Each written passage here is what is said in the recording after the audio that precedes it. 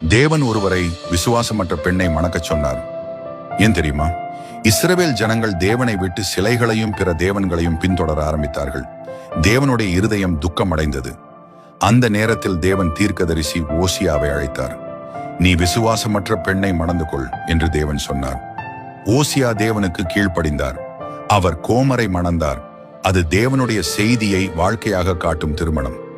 அவர்கள் பிள்ளைகளை பெற்றார்கள். குடும்ப வாழ்க்கை தொடங்கியது.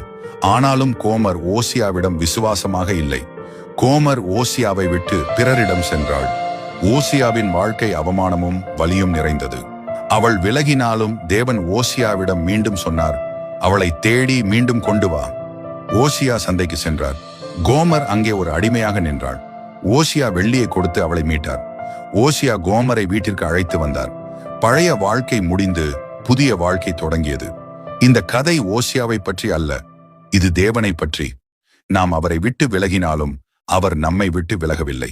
அந்த அன்பின் நிறைவேற்றம் இயேசு கிறிஸ்து. கர்த்தாவே, நான் விலகினாலும் உமது அன்பு மாறாததற்காக நன்றி. ஆமேன்.